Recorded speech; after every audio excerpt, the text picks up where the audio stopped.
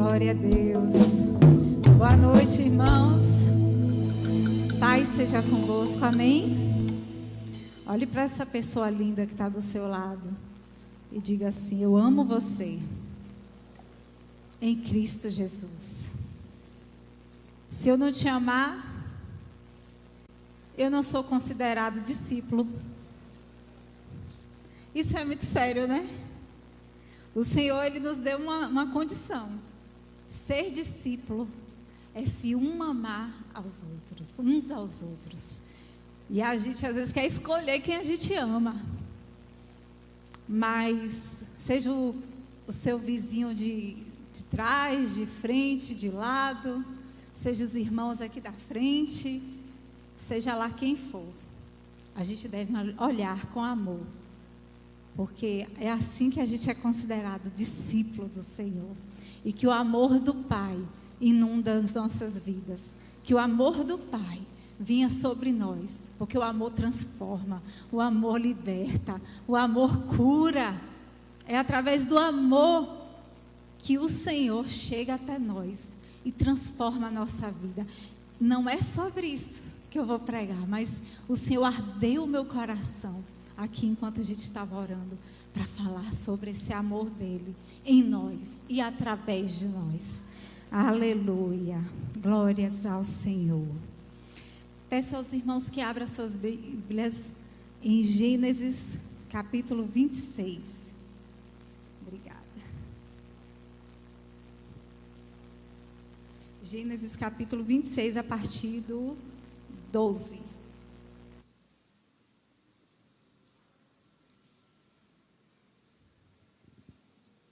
Amém? Amém?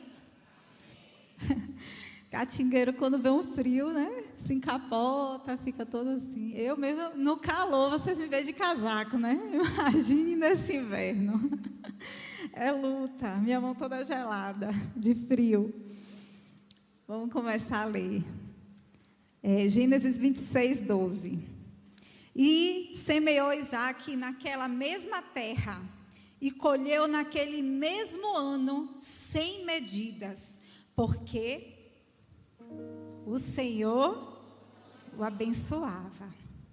E engrandeceu-se o homem, ia enriquecendo-se até que se tornou muito poderoso. Repete comigo: muito poderoso. E tinham possessões de ovelhas e possessão de vacas, e muita gente de serviço, ou seja, muitos trabalhadores, muitos serventes, de maneira que os filisteus o invejaram. Todos os poços que os seus servos do seu pai tinham cavado nos dias de seu pai Abraão, os filisteus entulharam e encheram de terra. Aqui a gente já pode começar com algumas falas. Quando nós semeamos na presença do Senhor, nós colhemos medidas muito maiores, porque o Senhor nos abençoa. Isso é a primeira lição que a gente tem. Só que quando o Senhor nos abençoa, a gente fica bem, tudo vai fluindo. Aí o que acontece? A inveja chega. Foi o que aconteceu aqui na vida de Isaque. O Senhor o abençoava, ele tinha tudo, tinha possessão, tinha ovelha. Só que aí os filisteus o invejavam. Aí no 16 está escrito: disse também Abimeleque a Isaque: aparta-te de nós, porque muito mais poderoso te tens feito do que nós. Espera aí.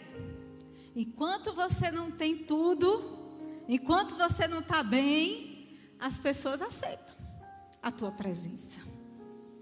Mas na hora que começa a brilhar, a primeira coisa que o inimigo que te queria lá é dizer assim: sai. Você está me incomodando. E foi exatamente isso que o rei de Gerar falou com Isaque.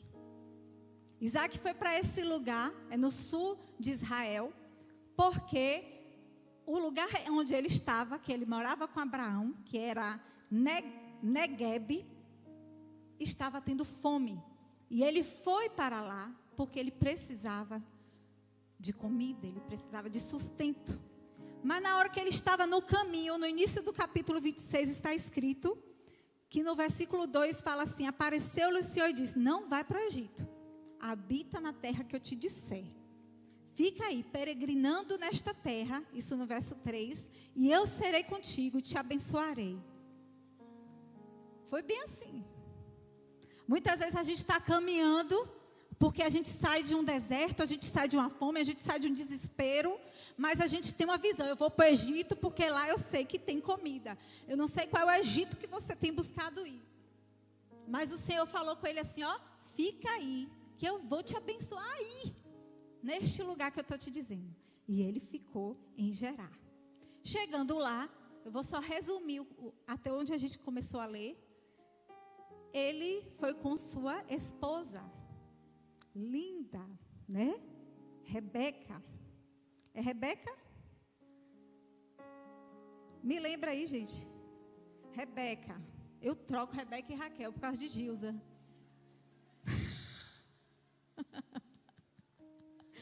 É sério. E Rebeca era muito linda como Raquel, né? A sua mãe. E ele ficou com medo dos homens de lá acharem Rebeca muito bonita e quererem ficar com ela. E aí disse para o pessoal que ela era o quê? Irmã. A mesma coisa que Abraão havia feito, o pai dele.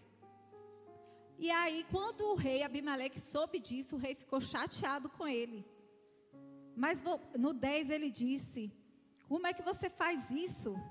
Facilmente se teria deitado alguém deste povo com a tua mulher, e tu teria trazido sobre nós um delito. E aí Abimeleque falou com todo o povo, aí é no verso 11: qualquer que tocar neste homem ou em sua mulher certamente morrerá. Até nesse ponto, Isaac ainda não tinha muita possessão, não tinha muita riqueza, não tinha nada. Então o rei Abimeleque disse para ele o quê? Ninguém toca neles. Quem tocar aqui vai morrer. Eles são meus protegidos, como diria minha avó. São os meus protegidos. Só que aí o Senhor abençoou Isaac. O Senhor deu posses a Isaac. O Senhor deu servos a Isaac. E aí, como a gente leu, vieram as invejas dos filisteus. E os poços que o seu pai Abraão havia cavado, eles entulharam. E aí Abimeleque, aquele que prometeu segurança, porque isso é uma segurança, ninguém toca nem nela nem nele, é uma segurança, morrerá se tocar. Esse mesmo homem virou para ele e falou assim: ó, aparta-te de vós, porque muito mais poderoso você tem feito do que nós. Isso o incomodou. Então Isaac, vamos continuar a leitura no verso 17, partiu dali e fez o seu acampamento no vale do Gerar e habitou lá. Muitas vezes nós estamos assim, empurrados por alguém que nos inveja, empurrados por alguém que incomoda com a nossa presença. E a gente chega aí até um vale. Foi lá que Isaac foi parar e acampar. Isaac ficou no vale e habitou lá. E aí Isaac começou agora uma nova tarefa: cavar novos poços. Ele cavou aqueles dos dias de Abraão, que os filisteus tinham entulhado, como está aqui no verso 18.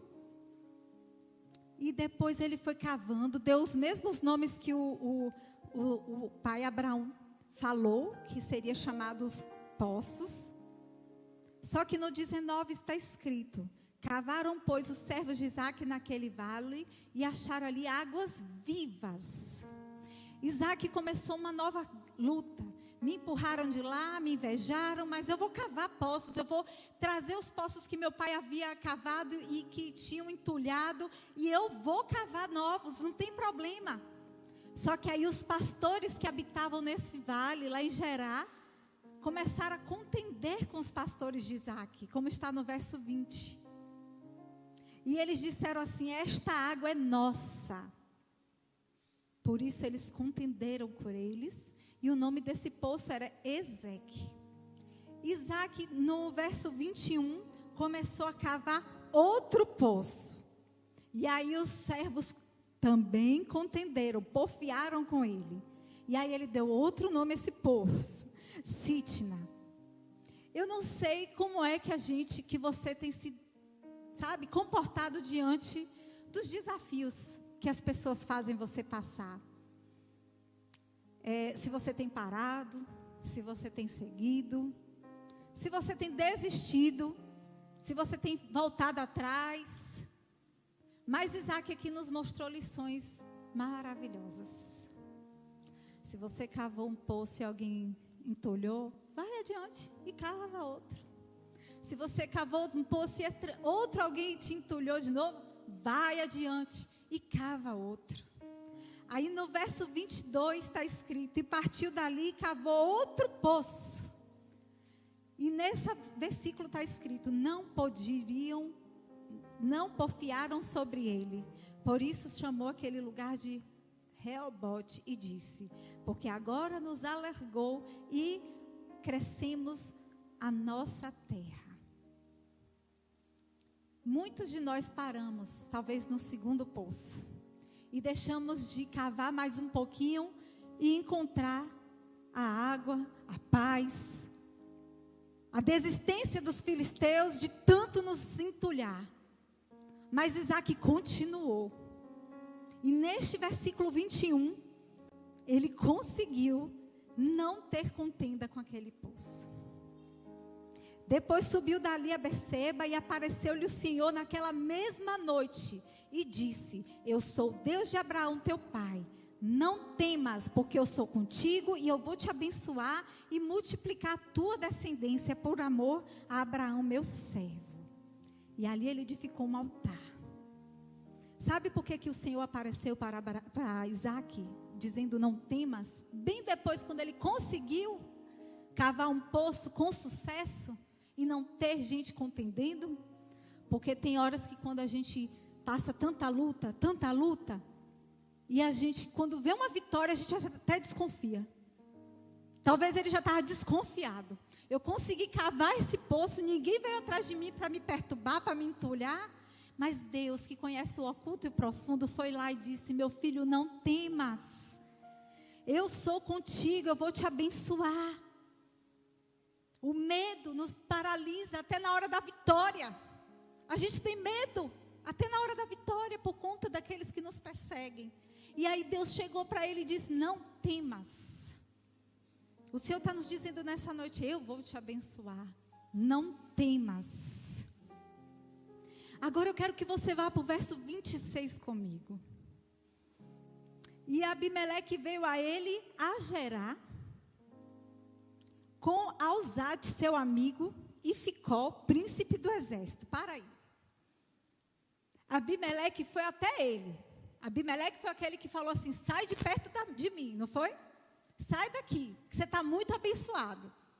Aí agora, Abimeleque foi até ele, até com o príncipe do seu exército. Foi aquela comitiva, sabe? Como se chegasse assim, o diretor, o gerente e o... Fala aí um cargo aí top de uma empresa. Diretor, gerente, secretário. Foi alguém dos escalões assim grandes. Foi até Isaac. Aí no 27 é o que está escrito. Disse-lhe Isaac: por que você vieste a mim? Pois que vós me odiais e me repelistes de vós? E eles disseram: havemos visto, na verdade, que o Senhor é contigo.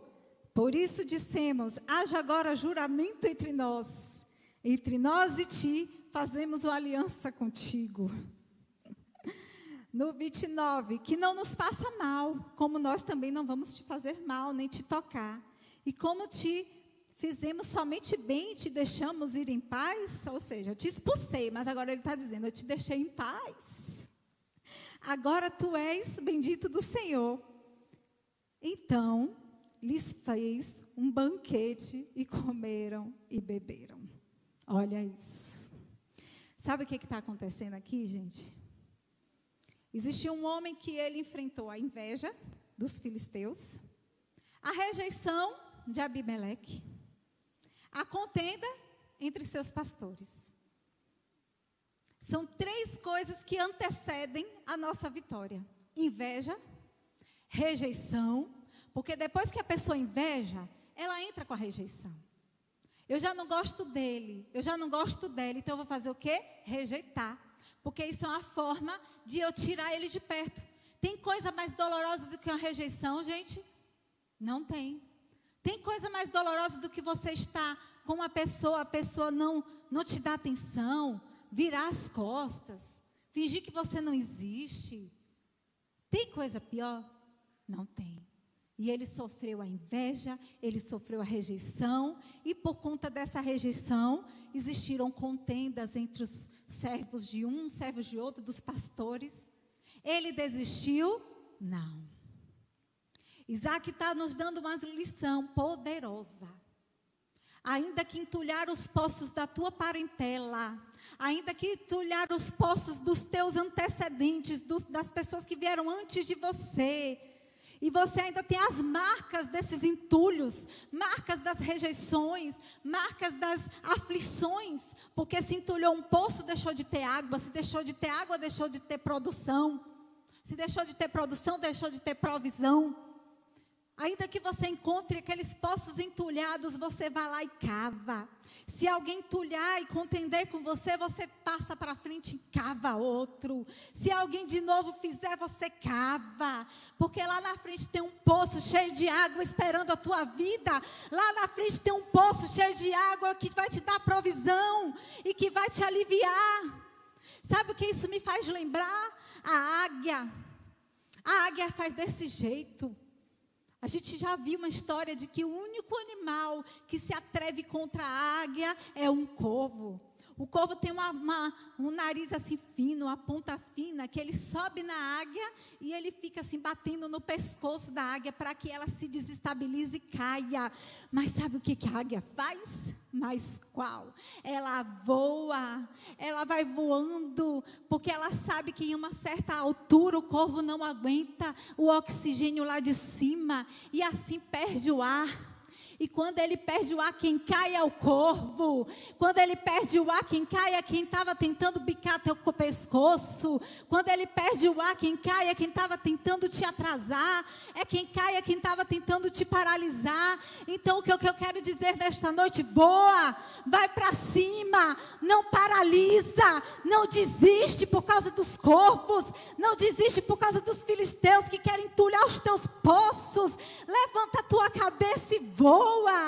Aleluia, glórias ao Senhor. O Senhor está nos convocando nesta noite a não desistir, a não parar,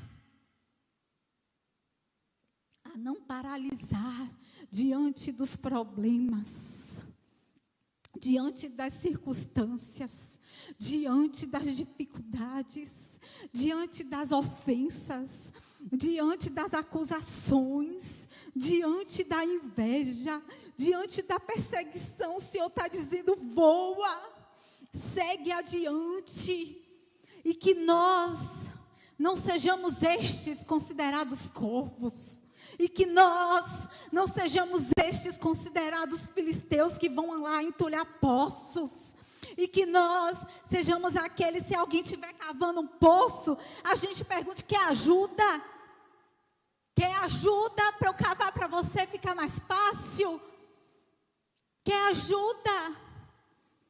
Que sejamos esses encorajadores.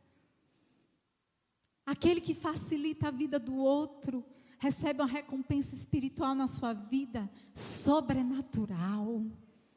Aquele que dificulta a vida do outro recebe os pesos da dificuldade, recebe os pesos da opressão, que nós possamos virar essa página e dizer: eu vou facilitar a vida de alguém, eu vou ajudar alguém a cavar, e se eu não puder cavar, que eu não atrapalhe.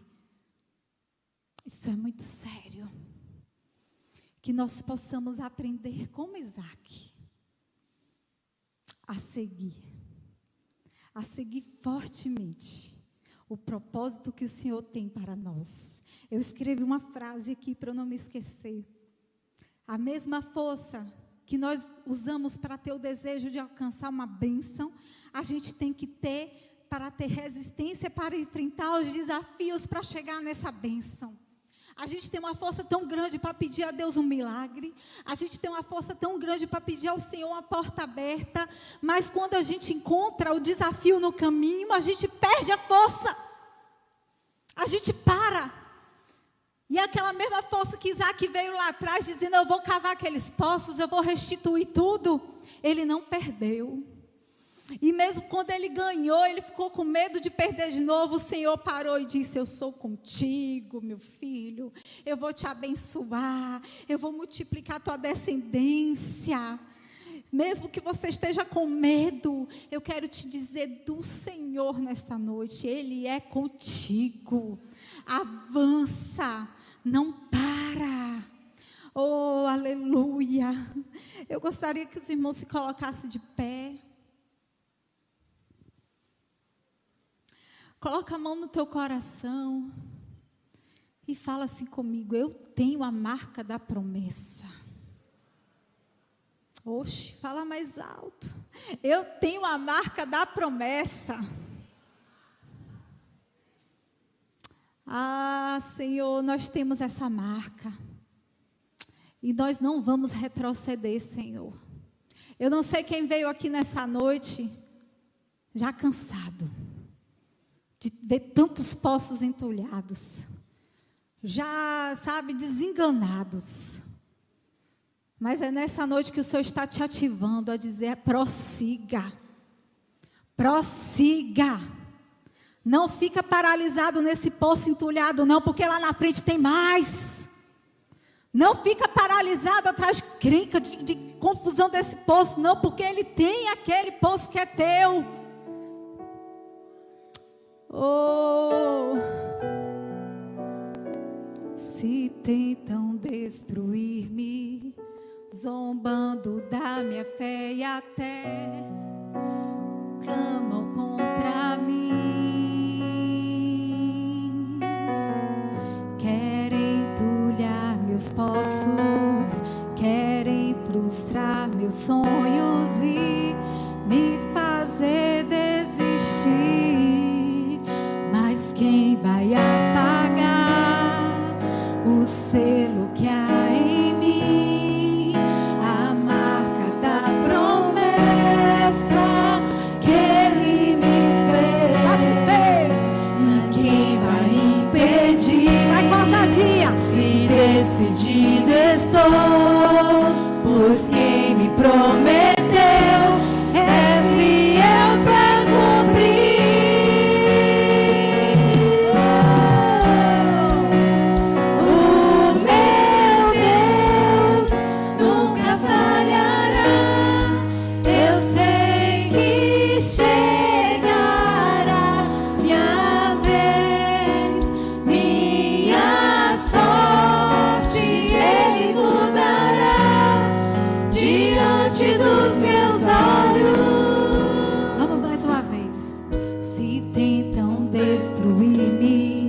Zombando da